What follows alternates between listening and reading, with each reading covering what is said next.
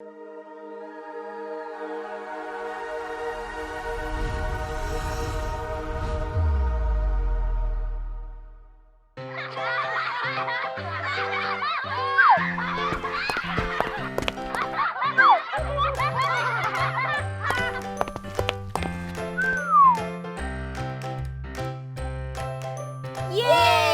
संपर्क दीदी आ गई।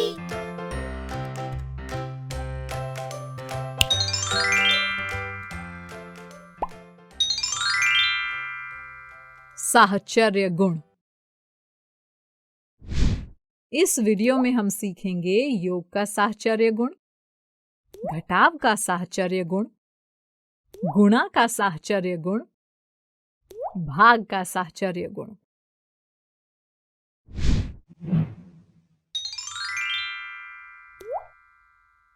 योग का साहचर्य गुण। बच्चों, इस आयताकार आकृति को देखिए। इसकी लंबाई 6 इकाई और चौड़ाई 3 इकाई दी है। बताइए इसका क्षेत्रफल कितना होगा? 6 गुना 3 यानी 18 वर्ग इकाई ना। यानी ये आयत 18 इकाई वर्गों से मिलकर बना है। अगर हम लंबाई में इसके 3 हिस्से इस तरह करें कि पहले हिस्से की लंबाई 1 इकाई, दूसरे हिस्से की लंबाई 2 इकाई और तीसरे हिस्से की लंबाई 3 इकाई हो और तीनों की चौड़ाई 3 इकाई हो, तो पहले हिस्से का क्षेत्रफल हो जाएगा 1 गुना 3 वर्ग इकाई और दूसरे हिस्से का क्षेत्रफल होगा 2 गुना 3 6 वर्ग इकाई और तीसरे हिस्से का क्षेत्रफल होगा 3 गुना 3 9 वर्ग इकाई। अब अगर हम शुरू के 2 हिस्सों के क्षेत्रफल के योग में तीसरे हिस्से का क्षेत्रफल जोड़ दें तो हमें मिलेगा 3 + 6 + 9 यानी 9 + 9 हुआ 18 यानी 18 वर्ग इकाई। और अब अगर पहले हिस्से के क्षेत्रफल में दूसरे और तीसरे हिस्से के क्षेत्रफल के योग को जोड़ दें तो हमें मिलेगा 3 + 6 + 9 यानी 3 + 15 हुआ 18 वर्ग इकाई। अरे, आपने ध्यान दिया, यहाँ दोनों का उत्तर एक ही आ रहा है। पहले 2 हिस्से के योगफल में अगर तीसरे हिस्से को जोड़ें या पहले हिस्से में दूसरे और तीसरे का योगफल जोड़ें, उत्तर एक समान ही आता है। बच्चों, इसे योग का साहचर्य गुण या एसोसिएटिव प्रॉपर्टी ऑफ एडिशन कहते हैं। आइए देखें, पूर्ण संख्याएं योग के साहचर्य गुण का पालन करती हैं या नहीं। चलिए पूर्ण संख्याओं 4, 5 और 8 के लिए योग के साहचर्य गुण की जांच करते हैं। तो पहले संख्या 4 और 5 को जोड़ेंगे। इसे कोष्ठक में लिख लेते हैं क्योंकि कोष्ठक में लिखी संक्रियाओं को पहले हल किया जाता है ना। और उसके बाद 8 को जोड़ेंगे तो 4 + 5 हुआ 9 और 9 + 8 हुआ 17। तो इसका उत्तर आया 17। अब इस बार 4 में 5 और 8 का योगफल जोड़कर देखते हैं। तो 5 और 8 हुआ 13 और 4 + 13 हुआ 17। देखा आपने, दोनों तरह से योग एक ही आ रहा है। यानी हम कह सकते हैं कि ये पूर्ण संख्याएं योग के साहचर्य गुण का पालन करती हैं। अच्छा, मान लेते हैं कि A, B और C 3 पूर्ण संख्याएं हैं। तो हम योग के साहचर्य गुण से इन्हें ऐसे A + B + C बराबर A + B + C लिख सकते हैं। अब आप A, B और C की जगह कोई भी पूर्ण संख्याएं रखकर योग के साहचर्य गुण की जांच कर सकते हैं।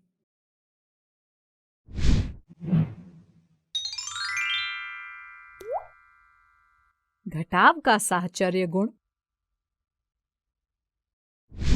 अच्छा, क्या पूर्ण संख्याएं घटाव में भी साहचर्य गुण का पालन करती हैं?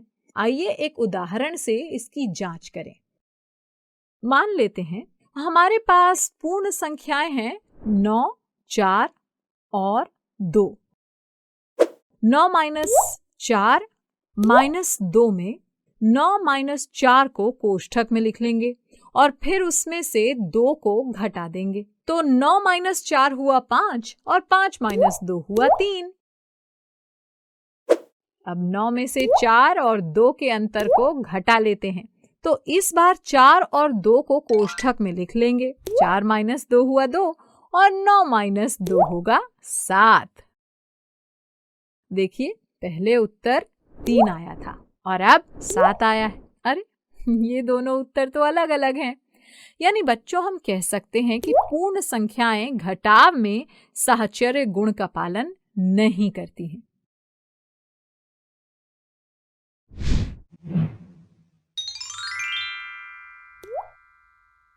गुणा का साहचर्य गुण।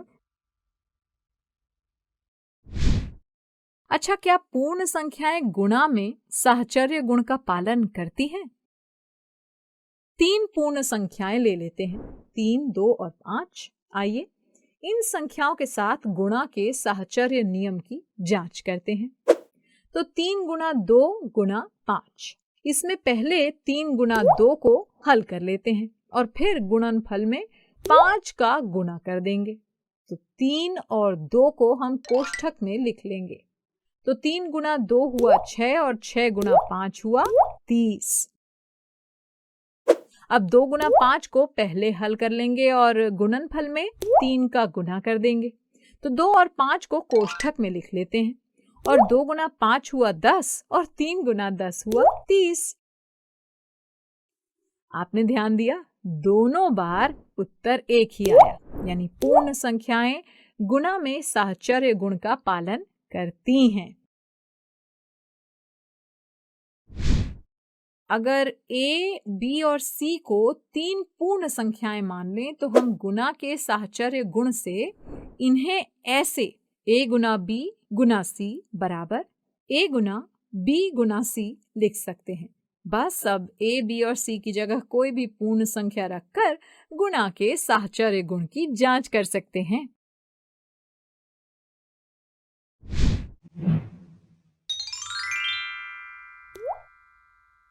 भाग का साहचर्य गुण। क्या पूर्ण संख्याएं भाग में साहचर्य गुण का पालन करती हैं? इसकी जांच करें। 3 संख्याएं लेते हैं, 8, 4 और 2। तो 8 भाग 4 भाग 2। इसमें पहले 8 भाग 4 को हल कर लेंगे और फिर 2 से भाग देंगे। तो 8 और 4 को कोष्ठक में लिख लेंगे। तो 8 भाग 4 हुआ 2 और 2 भाग 2 हुआ 1। अब 4 भाग 2 को पहले हल कर लेंगे और 8 को भागफल से भाग कर लेंगे। तो इस बार 4 और 2 को कोष्ठक में लिख लेंगे। 4 भाग 2 हुआ 2 और 8 भाग 2 होगा 4। देखिए, पहले उत्तर 1 आया था और अब 4 आया है। यानी दोनों उत्तर अलग अलग हैं। इसका मतलब पूर्ण संख्याएं भाग में साहचर्य गुण का पालन नहीं करती हैं।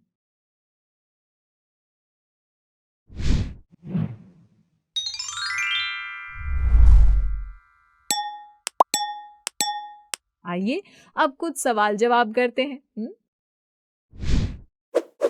अगर A, B और C 3 पूर्ण संख्याएं हैं तो बताइए इनमें से कौन सा विकल्प योग के साहचर्य गुण का पालन कर रहा है?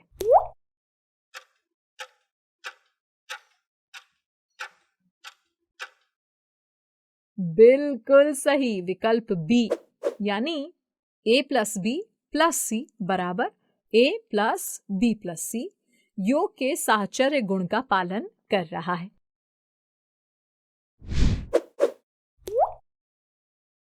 क्या ये कथन सत्य है या असत्य?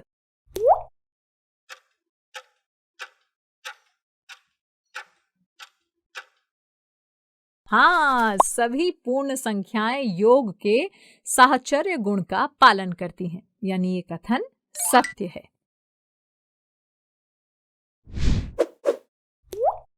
अब बताइए इस रिक्त स्थान में क्या आएगा?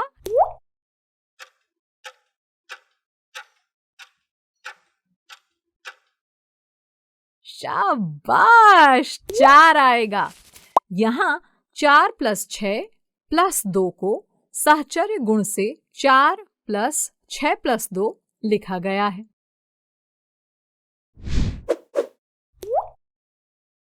क्या ये कथन सत्य है या असत्य?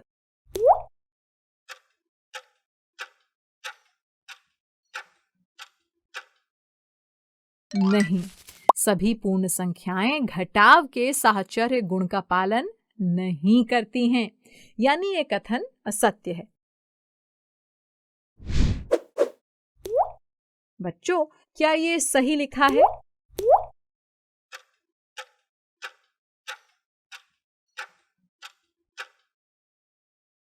नहीं, ये गलत है, क्योंकि पूर्ण संख्याएं घटाव के साहचर्य गुण का पालन नहीं करती हैं।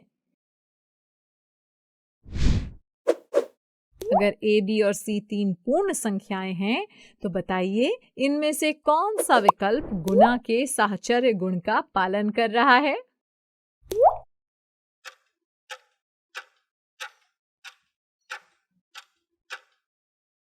बिल्कुल सही, विकल्प C।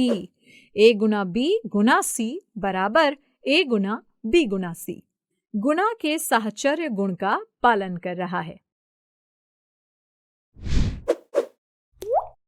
अब बताइए इस रिक्त स्थान में क्या आएगा?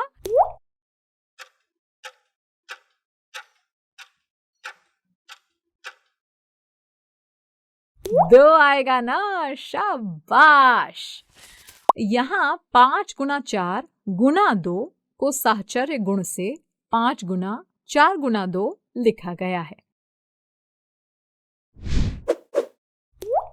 पूर्ण संख्याएं कौन सी संक्रियाओं के लिए साहचर्य गुण का पालन करती हैं?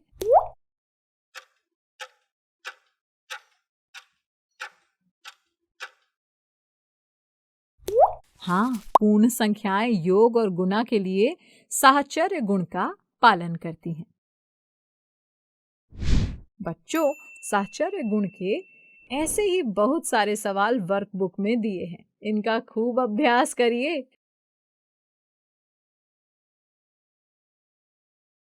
बच्चों, अब मैं जाती हूँ, कल फिर मिलने आती हूँ। इंग्लिश में अब होंगी बातें, मैथ सीखेंगे हंसते गाते। आपको ये वीडियो देखकर मजा आया ना?